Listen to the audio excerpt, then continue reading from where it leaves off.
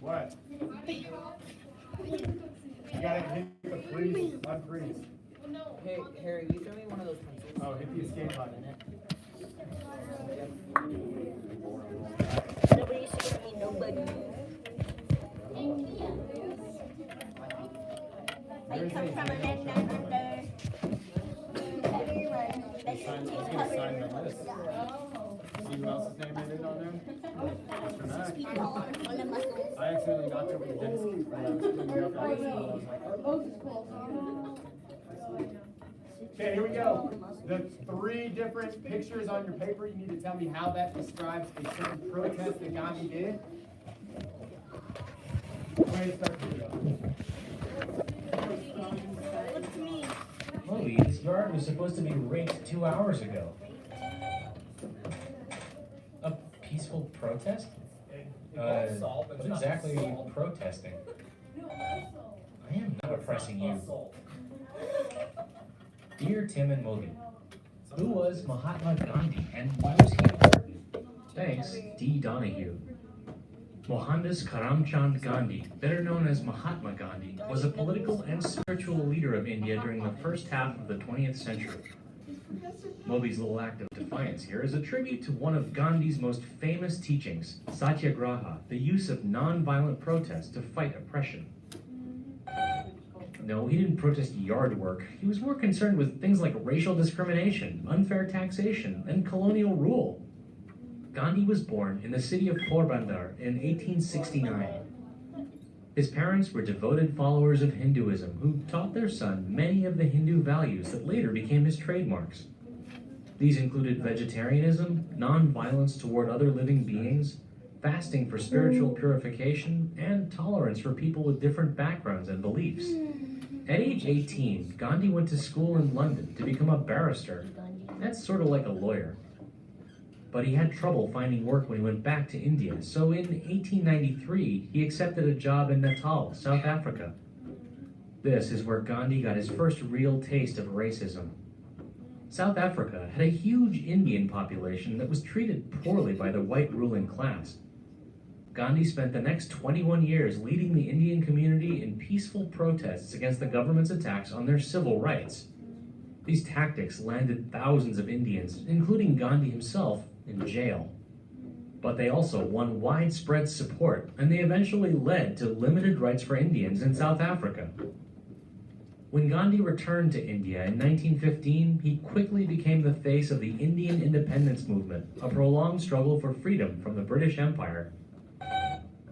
Yeah, back then, India was still a British colony. Under the British, most Indians were landless farmers or laborers living in poverty under the harsh reality of class discrimination. Gandhi went to work organizing strikes against British landowners, drawing up petitions, and directing efforts to clean up India's villages.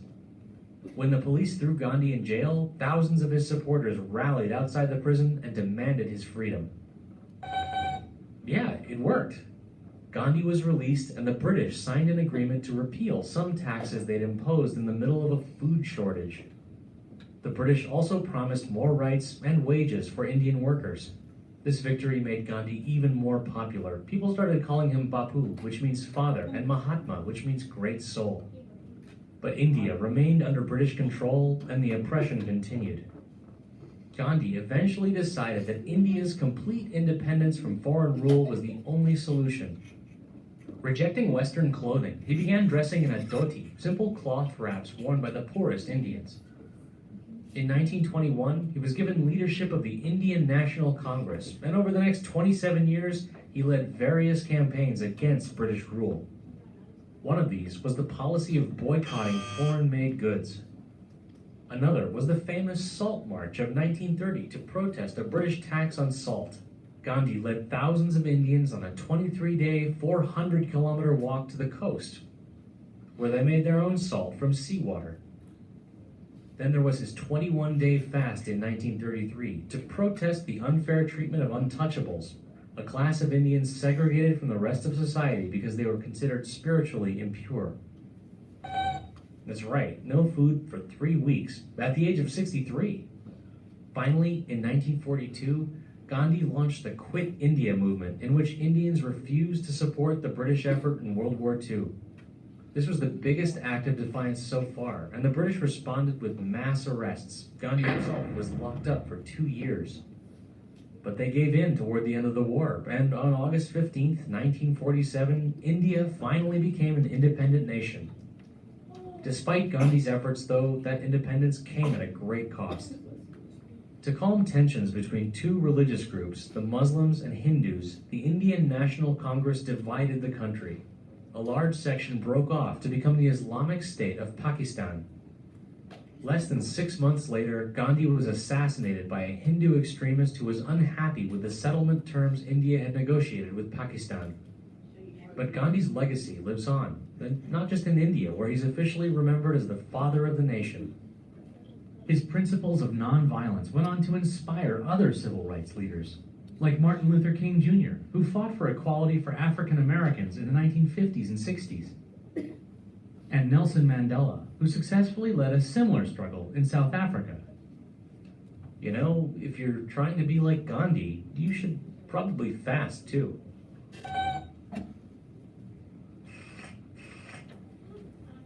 Well, he's a robot, isn't he?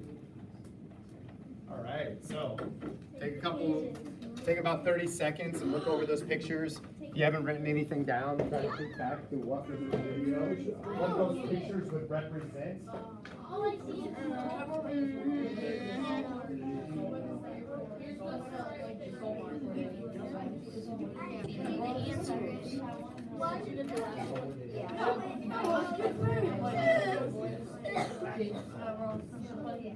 Protesting attacks on all right, so salt shaker on there. Which one? Oh, Annabelle, click on the Word document there. They were salty. Down at the bottom. Oh my gosh, on the hot bar on the bottom.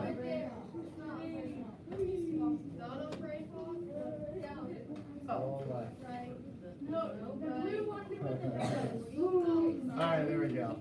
So we can see this. Salt and shaker, what does that represent? Kate? Salt. No. Kate, what does that represent? Yeah. The salt march. Thought they were just mad.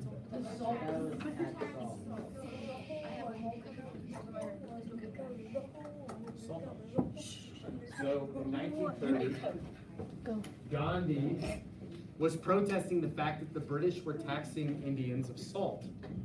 And so he took 1,000 people and they went 400 kilometers to the Indian Ocean where there's ocean salt water. He took a cup and he said, if they're not going to give us salt without tax, then we'll make our own salt.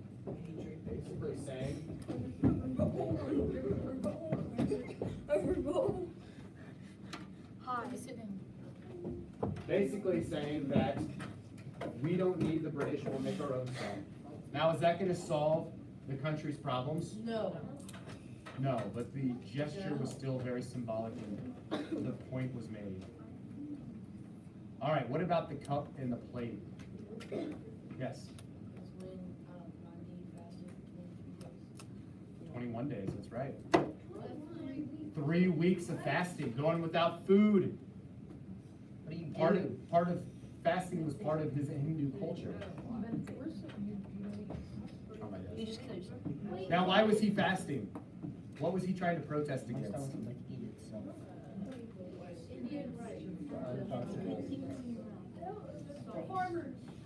Laura? Yes, he was protesting against the treatment of the untouchables, that lowest caste. Because Gandhi believed no matter whether you were rich or poor, everyone deserved equal rights. And so he wore the kind of the towel, all right, which was a traditional clothing worn by the untouchables. And he went without food because many of them go without food. Now, is that going to solve all the issues? No. But because at this point Gandhi was fairly well known, people might ask, why are you fasting? And he'll say, well, I'm trying to raise awareness for the plight of the condition of the untouchables. And people will say, okay, we get it. Now maybe that will help more than before. All right, then that last thing you have is a T-shirt with a British flag on it with an X through it. So what kind of protest did that represent? Lyric? No, not quite yet. Annabelle?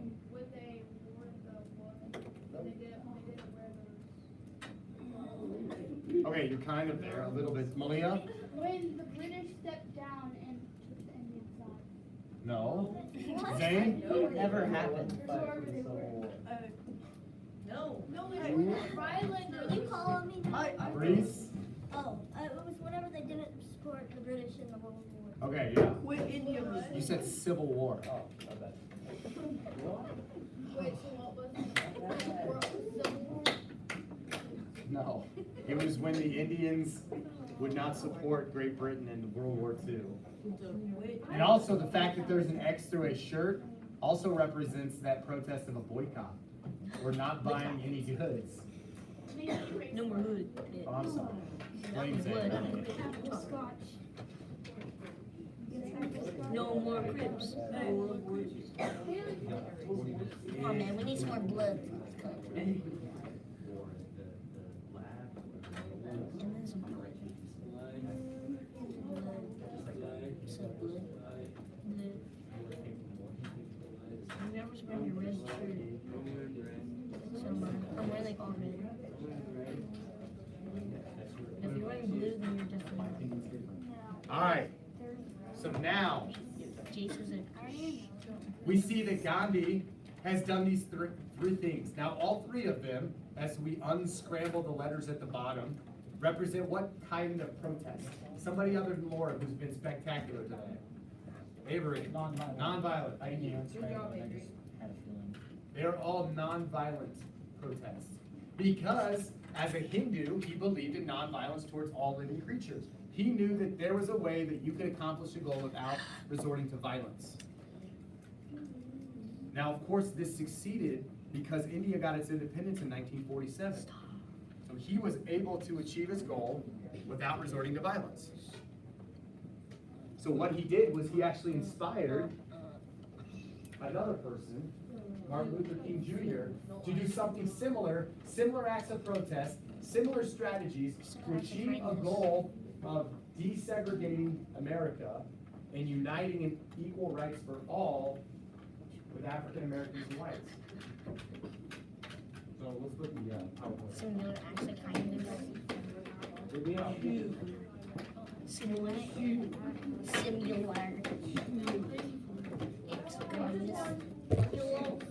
Yo, stop sagging with your Gucci belt. Is that real? Sagging with your Gucci belt. That's why you All have right. a belt. So there is, this is Gandhi, okay? Boy, He's wearing the towel, the dhoti, that is clothing representative of the poorest people of India. He's even got a crack in his left lens of his glasses. I mean, he just looks like somebody who's trying to represent, you know, impoverished people. Oh gosh, he's old, he's wise, he's got a mustache. Bapu. Saying Hitler's wise? He's old and has a mustache. yeah, but he killed himself. He doesn't, he's got the old, like, wise mustache. He doesn't have the creepy little. He's got the long one where he underneath presses his it like nose, this. like Hitler has. Alright, so civil disobedience. This is the technical term for what Gandhi was doing.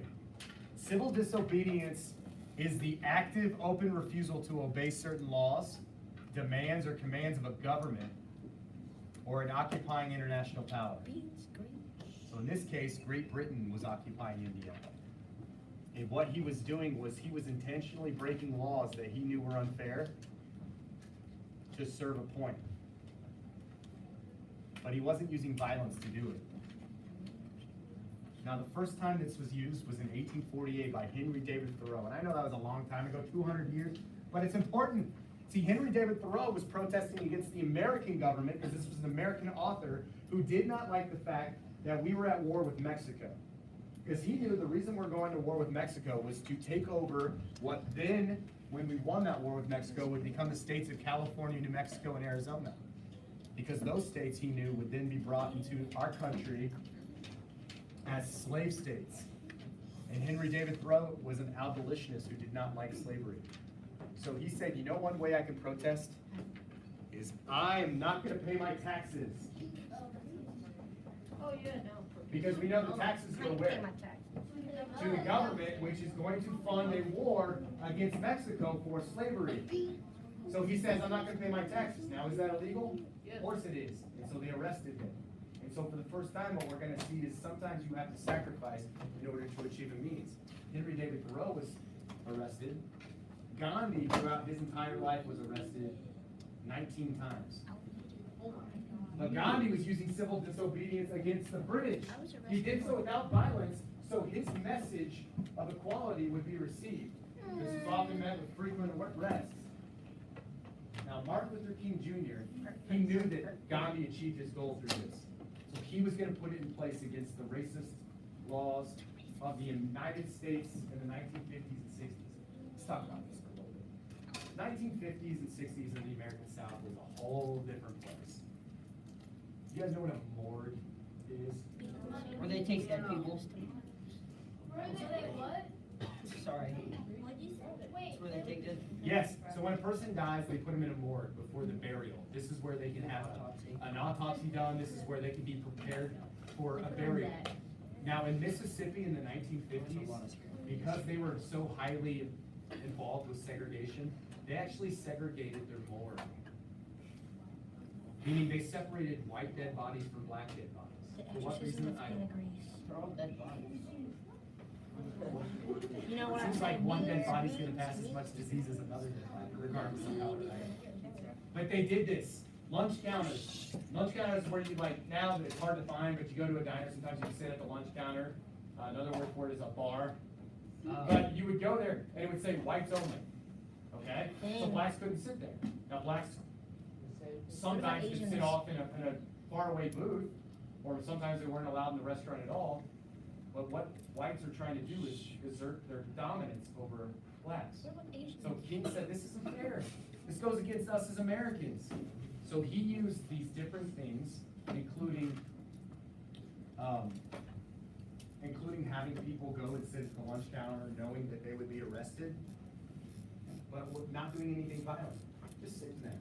He knew that they would be arrested, but in doing so, it would raise awareness for how stupid and ridiculous this is. So sometimes, I just want a shot of beer. scroll down. Keep going, scroll down, go. Right here, go back. Oh, go back. 2 shots of fire. No, go down. No, go back. No, down. Oh. Down one more. Down. The one who Yeah. was sick, oh.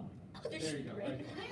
I'll tell the other one. So this is a famous picture from the Woolworths lunch counter in Greensboro, North Carolina, in 1963. These young college kids from the local university were arrested for simply sitting there. Now, look at this guy right here. This is why this picture is famous. This guy was an African American who worked behind the counter. His job was to serve whites because blacks couldn't sit there. He himself could not patronize this restaurant. He could not eat at this lunch counter because he was black. But he's working there. Look at his face. He's trying not to have his picture taken because he doesn't want to lose his job for being somebody who would have served African Americans. These guys are arrested.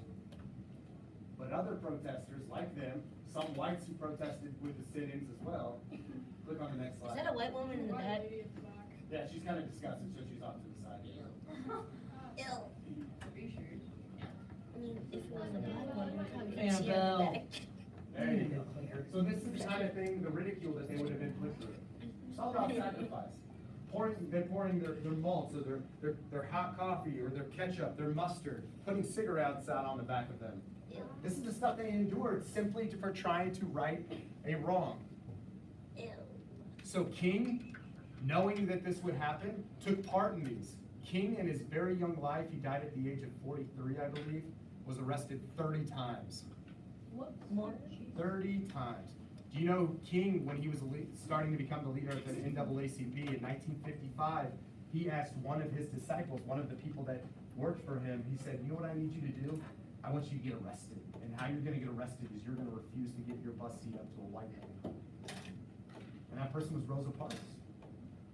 So the story of her being tired and not wanting to give her seat up, that's true, but she did that with a goal. She was said, I'm gonna get arrested because they're gonna take my picture, they're gonna flash it all over the newspaper and say, look at the wrongs that are happening here in the South.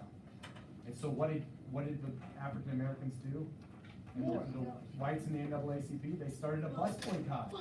They boycotted the buses there. And what happened was the city of Montgomery lost a bunch of money, and then they had to make a change to the law. Okay? Now here's what I want to do. Click on the next, or click back up to Martin Luther King Jr. in Washington, D.C. I think you can just click the up button like 3 times. Just click it like 1, 2, 3, one more. Oh, there you go. So this is a famous picture. Just as Gandhi had his Salt March, the famous March of Washington in 1963 was where Martin Luther King Jr. said, I don't care if you have to go by plane, by bus, by running, by walking, by crawling, get yourselves to Washington where laws are made and laws are changed. Let me do this another time where it's not distracting. Okay? And he said, we're going to make change. He gave his famous I Have a Dream speech on the steps of the Lincoln Memorial. And next year when we go to DC, you'll be able to see the little plaque right there on the marble step that says, this is where Martin Luther King Jr. stood when he gave his I Have a Dream speech. But you won't be looking out to the 300,000 people that were there to listen to it. Remember in that speech he said, I want my children to be judged not by the color of their skin, but by the content of their character. He knew a couple things. He knew that this would be heard by hundreds of thousands of people, but he also knew that this would be seen by millions more. And he's getting the message out there. He knew the power of the press. But he also knew if while doing this, or while one of our protests were going on, if just one of our people turns around and throws a punch, it would all be for naught. It would ruin everything they worked for. Yes? Okay. Does that ever happen? Next slide. Does that ever happen though? No, down. Go down. There you go. This is another famous picture. This young student, you can see right here, he's arrested for trying to eat at the Jockey Boy restaurant in Alabama, which was, of course, segregated, no blacks allowed. You can see the dogs are being attacked, sent to attack him. Does he look like he's raising a fist towards the dogs? Does he look like he's just taking it? Yes, nonviolent, because they knew when this famous picture, was all over the newspapers at this time. If that showed him raising a fist to any one of them, then they would say, look at him. That's why we're segregated, because look at that black boy, he's raising his fist to us. There's a purpose for this. Nonviolence. Learn from Gandhi. Go down. No more racist place in the South than Birmingham, Alabama,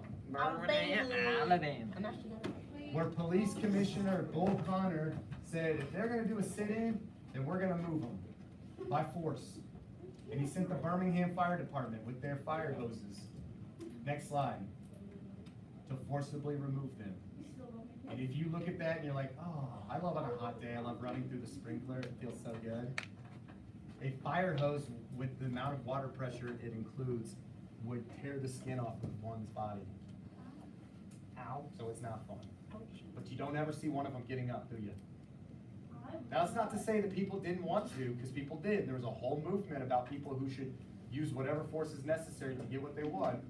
But that's not what King said. All right? So look at this.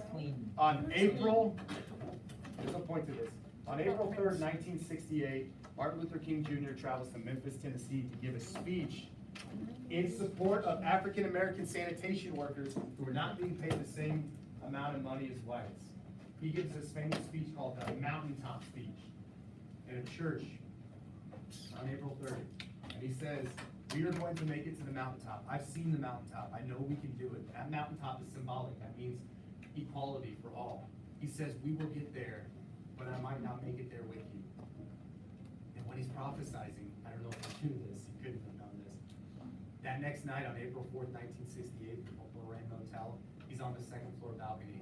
And I always joke around, I say he's taking in the majesty of the night air. But really, he's smoking a cigarette.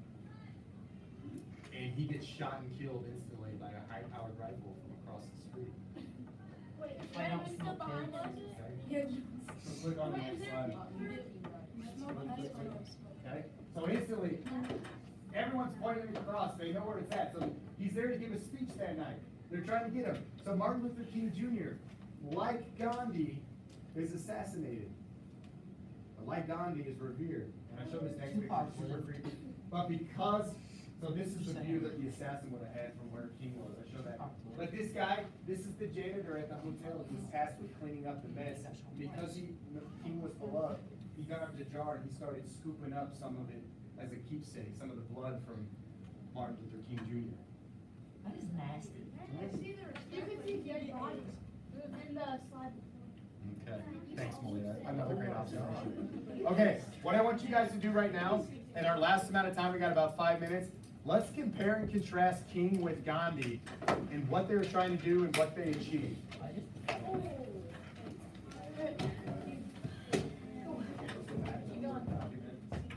on this. By the way, we started off rough and you have done fabulous work since launch. Yeah, click on that. Hey, now scroll down a little bit. Just a little bit, just a little bit. A little bit more, a little bit more, a little more. Keep going, keep going. Go, go, go. Okay, there we go. That is evident. Okay. Now we'll try to go off of what Mr. Hicks said, so I apologize if I misspelled it, Mr. Hicks. Okay, so the issue that Gandhi, he was trying to win independence for India. That was his thing. He was trying to get rid of British rule.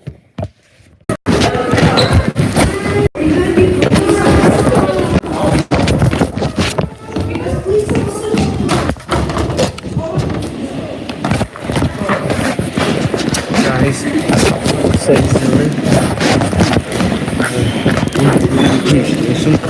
I don't know for this.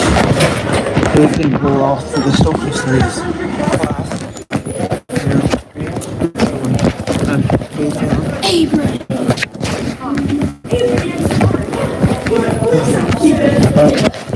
Let's try. Go in there, sit down.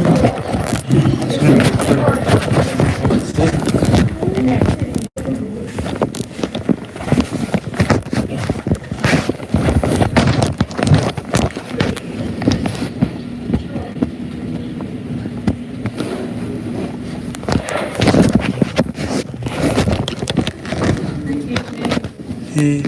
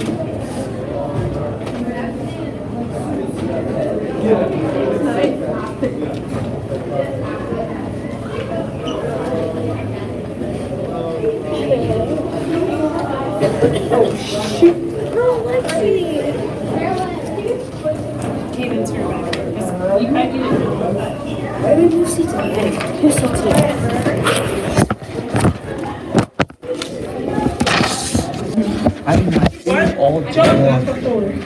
I'm live streaming all day long. Oh my god. Live streaming all day long. It got deleted when I had to like restart it into my spot. On YouTube. It was so funny in math class, bro. Especially in, look, bro, freaking reading, I mean, ELA, whatever language I had it set up, camera, snitch 9, because it snitched on me. I called this girl snitch 9 because she snitched on me, and I got like so angry. I zoomed in on the camera and said, look at 6 9.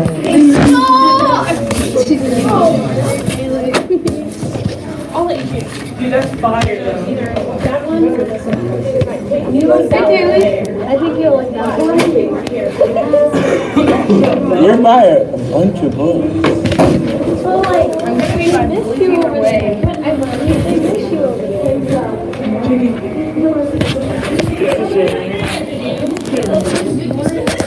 Blue? Who's Blue? Good. I think we're playing Colin. What is wrong with your hair? It's Hey. falling out. No, it's not. No, literally, it's falling out. No, it's not. Yes, it is. This is my natural hair. Dude, no, it's not. It's not falling out. Yes, it is. Literally, it's falling out. I'm the one that put it like this. It's falling out. Okay, dude, you're losing hair. Dude, Kitty, his hair is falling out.